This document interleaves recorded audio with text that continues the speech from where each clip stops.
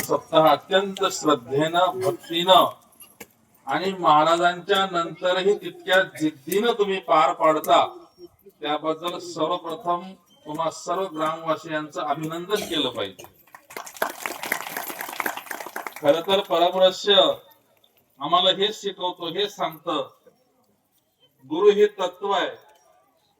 देहरूपी गुरु जरी नसले, गुरु कधी मरत नसतात.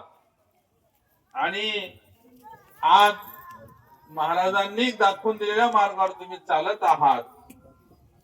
आणि या पहाटेच्या शिवपाठापासून रात्रीच्या जागरापर्यंत जो काही इथं नामगजर होत आहे, त्या माध्यमातून इथं तुम्ही प्रत्येक जेवढे इथं उपस्थित आहात सगळ्याच्या अंतःकरणामध्ये महाराज आहेत, म्हणून त्यांची प्रेरणा आहे. म्हणूनच हा नामयज्ञ अखंडित सुरू आहे. आता आम्ही पाहतो मोठे मोठे गाव असतात, 3 वर्ष झाले की 2 वर्ष बंद होतात.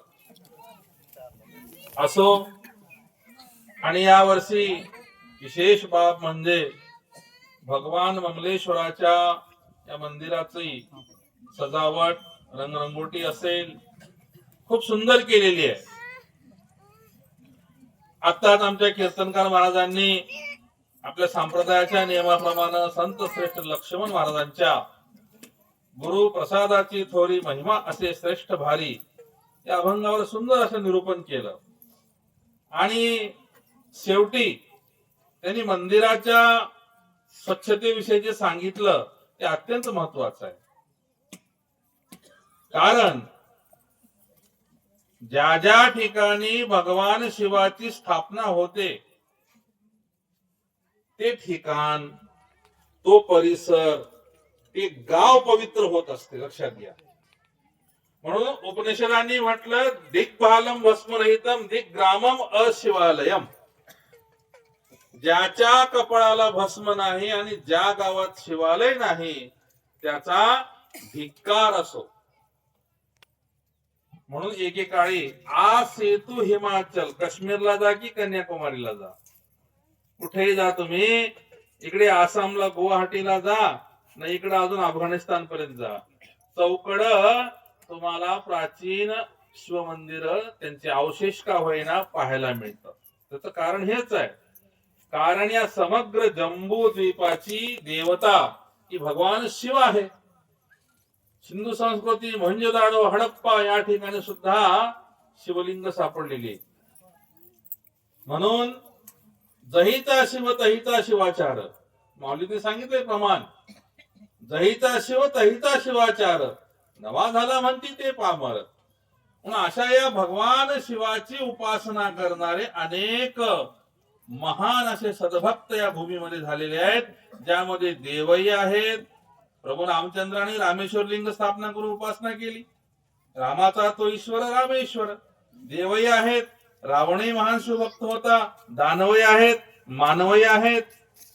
अशा त्या भगवान शिवाची या ठिकाणी लिंग रूपानं प्राणप्रतिष्ठा गेल्या अनेक वर्षापूर्वी झालेली आहे. आणि त्या मंदिरात मग या शिवलिंगाला वेद उपनिषदामध्ये काय म्हटलं, परम पवित्रम अमलम अशी त्यांना उपाधी आलेली आहे, किंवा त्याचे असे विशेषण लागलेलं आहे. अमलम, जीवाच्या ठिकाणी मल आहे. बघा, तत्वज्ञानाच्या दृष्टीनं पाहिलं तर आणवमल, मायामल, कार्मिक मल असे त्रिमल सांगितलेले आहेत.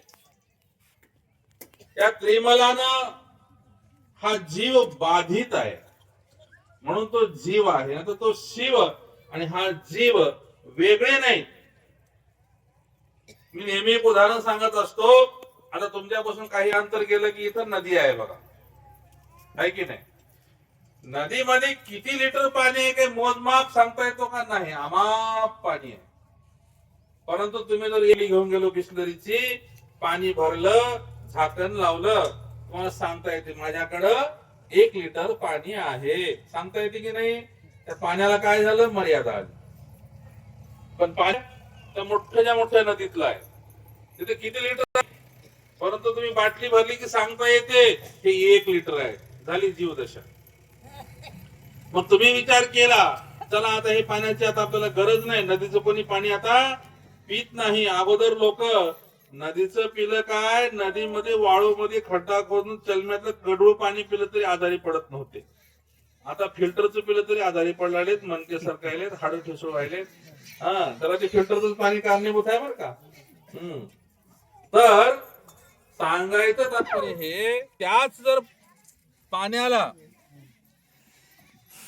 त्या बाटलीला जर आम्ही परत नदीत टाकून दिलं तसंच बाटली सहित, नदीतलं पाणी आणि बाटलीतलं पाणी एक होते का? हो, होत नाही. कारण ते बाटली लावून आहे ना. बाटलीतलं पाणी सांगता येते 1 लिटर आहे म्हणून, नदीतलं पाणी सांगता येत नाही. पण पाणी गुणधर्म दोघाचा एकच आहे. पाणी वेगळं आहे का? नाही. तुम्ही तपासून बघा,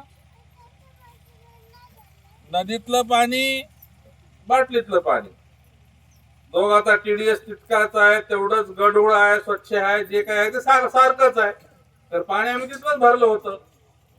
परंतु जर झाकणासहित परत टाकलं ते 2 पाणी एक होत नाहीत, कारण त्याला बाटली आणि बुच नावाची उपाधी लागलेली आहे. झाकण आहे ना बाटलीचं, झाकण आणि बाटली नावाची उपाधी लागली म्हणून त्याला तो मर्यादित झालं. ते मर्यादित झालं. पण तसं त्रिमल असेल, हा प्रपंच असेल, जन्म मरणाचा प्रपंच असेल. प्रपंच म्हणजे नवरा बायको लेकरं शेती बाडी ह्याला समजू नका बरं का.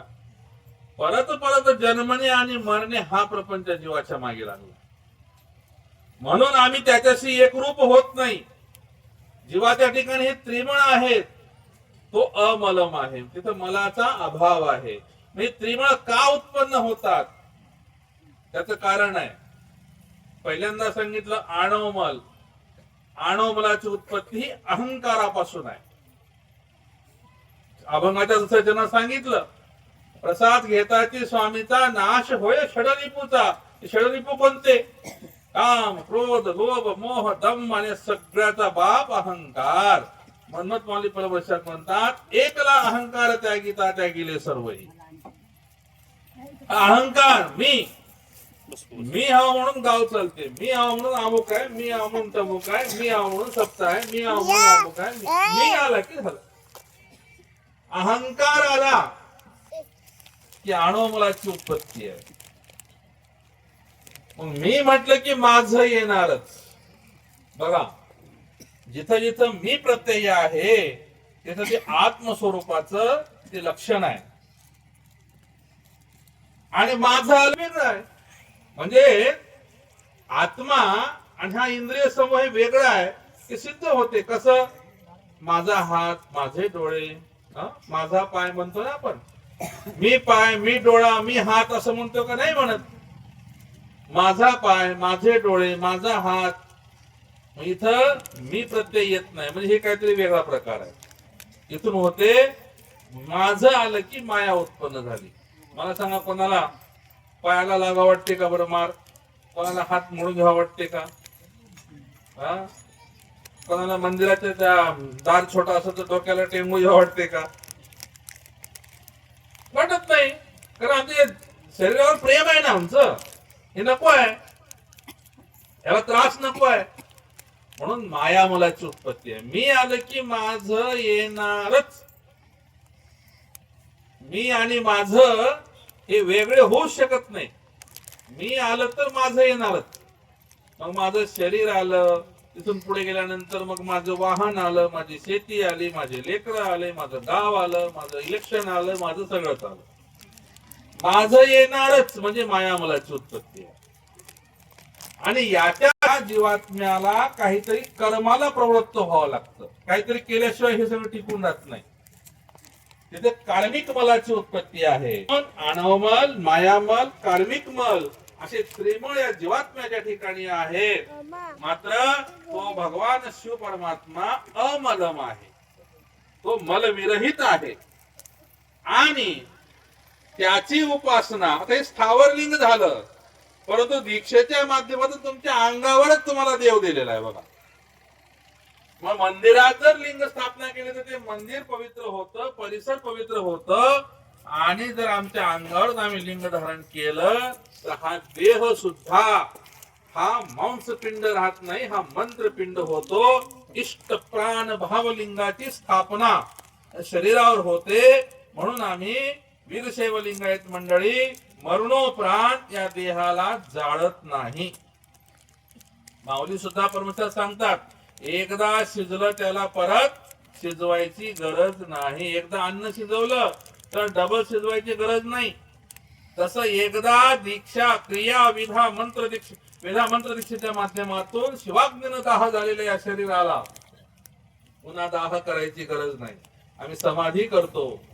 आणि म्हणून या सगळ्याचं सार एकच आहे की हा भगवान शिव जो आहे ना त्याला निर्मळता आवडते, स्वच्छता आवडते. किंवा एका अभंगात म्हटलं, बेलपत्रिका तांदूळ पूजा करावी निर्मळ.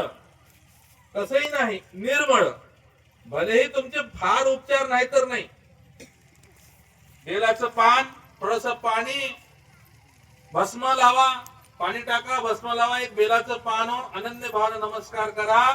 तेवढ्यावर सुद्धा तो प्रसन्न होतो. तो आशुतोष आहे, त्याला संतुष्ट व्हायला फार काही लागत नाही. म्हणून अशा त्या भगवान शिवाच्या मंदिरामध्ये आम्ही जेव्हा पूजेला जाऊ, तुम्ही पूजेला येता, जर तुमच्या अगोदर कोणी तुमच्यापेक्षा चांगली पूजा केला असेल तर ते केलेली पूजा विस्कटवू नका. त्याच्यावर हलक्या हाताने 2 अक्षता वाहा, नमस्कार करा. हा, त्याच्यापेक्षा तुम्ही चांगलं करणार असाल तर मग ते निर्माल्य बाजूला काढा, अभिषेक करा, गंध भस्म काय षोडशोपचार पंचोपचार जे असेल ते समर्पण करा आणि सुंदर पूजा करा आणि आरती करा. आणि आरती झाल्याबरोबर महादेवाचा नियम आहे, चुटकी वाजवण्याच्या अगोदर नैवेद्य पाहिजे. आलं का लक्षात? आरती केली, नैवेद्य मांडून ठेवून नारळ सुद्धा बाजूला ठेवूनच आरती लावायची. आरती झाल्याबरोबर अगोदर नैवेद्य, मग पुष्पांजली घेऊ वाटलं तर घ्या. नैवेद्य दाखवला तो समर्पण भाव आहे. मग तो नैवेद्य दाखवल्यानंतर तो पदार्थ राहत नाही, तो प्रसाद होतो. आणि तो प्रसाद आम्ही शिवभक्त मंडळींनी, महाराजांनी सांगितलं आमच्या कीर्तनकारांनी की तो गोमातेला द्या. त्याचे पुढे मी जाऊन सांगतो, शिवभक्तांच्यासाठी प्रसाद हा ग्रहणीय आहे, आम्ही खाल्ला पाहिजे. उलट तो प्रसाद आणून तुमच्या घरातल्या बाकीच्या स्वयंपाकामध्ये मिसळा, सगळ्याला थोडं थोडं खाऊ घाला. आम्ही शिवभक्त आहोत, आम्ही गणपुत्र आहोत, आमचा अधिकार आहे त्या प्रसादावर. आलं का लक्षात? वैदिक मंडळी खात नाहीत, तो भाग वेगळा, ते म्हणतात गायला द्या म्हणून. आम्ही शिवपुत्र आहोत, शिव निर्माल्य आम्ही धारण करतो, शिवप्रसाद आम्ही स्वीकार करतो. आम्ही भगवंताला दाखवल्याशिवाय, देवाला दाखवल्याशिवाय खात नाही. आणि काही लोक दाखवलेलं खात नाहीत. हा फार मोठा भेद आहे, पुन्हा कधी सांगेल मी. परंतु अशा रीतीनं नैवेद्य दाखवा आणि ते नैवेद्य प्रसाद म्हणून सगळे घ्या. मंदिरामध्ये खरकट करू नका. नारळ सुद्धा फोडायचं योग्य जागी फोडा. नारळाचं पाणी तिथंच जाऊ द्या आणि फोडलेल्या नारळ देवाला समर्पित करा आणि ते प्रसाद म्हणून वाटून टाका. नारळ फोडत असताना सुद्धा त्याचे टपर कुठे टाकायचे, वरचा कचरा कुठे टाकायचा याचं भान ठेवा. तुम्ही जर नवस केला, 11 नारळ फोडले ममलेश्वराला आणि आलेल्या एखाद्या भक्ताला टप्पर जर टोचलं, त्या नारळाचं एक बी जर टप्पर पायात टोचून मग टोचलं, नारळाचं टप्पर माहित आहे कोणाला टोचलंच असणार, एवढ्या आम्हाला नेहमीच टोचतात म्हणून अनुभव आहे आम्हाला. एक जर नारळाचं टप्पर टोचलं तर काचकोट होत्यासारखं होते. आणि जर एखाद्या भक्ताला जर ते टर्पण टोचलं तर मात्र तुमचे 11च्या 11 नारळ वाया गेले. म्हणून ते टर्पण कुठे टाकायचं, कचरा कुठे टाकायचा याची काळजी घ्या. ती जबाबदारी काही एकट्या फुले, प्रत्येक भक्ताचं ते कर्तव्य आहे. म्हणून अशा रीतीनं हे मंदिर, त्याची उपासना करत असताना निर्मलता, पावित्र्य आम्ही सांभाळलं पाहिजे. आणि याचा सार एकच आहे, हे सांगितलं की एकला अहंकार त्यागितला. आपल्या अहंकाराची पातळी कमी होऊ द्या. पूर्णता त्यागणं एवढं सोपं नाही. त्यासाठी तुम्हाला गुरुप्रसाद घ्यावा लागेल. आणि तो गुरुप्रसाद नक्की मिळालाय. म्हणून आज 15 वर्ष झालं अखंड शिवनाम सप्ताह अखंडित रित्या अत्यंत श्रद्धेनं प्रेमानं भक्तिभावानं होत आहे. आणि म्हणून असा हा 15वा सप्ताह आज त्याचा समारोप झाला. आणि यानंतर आशीर्वचनाच्या नंतर जे काही आमचे कार्यकर्ते सांगतील त्याप्रमाणे श्रीफळ वाटपानं याचा समारोप होणार आहे. एवढं सांगून तुम्हा सर्वांचं अभिष्ट चिंतन करून येणाऱ्या मनमथ जयंतीचा गडगाव मठामध्ये अखंड शिवनाम सप्ताह आहे. त्यामध्ये सुद्धा बहुसंख्येनं सहभागी व्हा. त्याच्यानंतर महाशिवरात्रीला बेटमोगऱ्याला उत्सव आहे. बेटमोगऱ्याला महाशिवरात्रीच्या दिवशी शिवदीक्षा संस्कार असतो. जर कोणी दीक्षा घ्यायची राहिली असतील तर बेटमोगरा मठामध्ये महाशिवरात्रीच्या दिवशी दीक्षा संस्कार आहे. दीक्षा संस्कार घेऊन आपलं जीवन कृतार्थ करा अशी सूचना देऊन माझे 2 शब्द मी संपवतो. ओम शांती.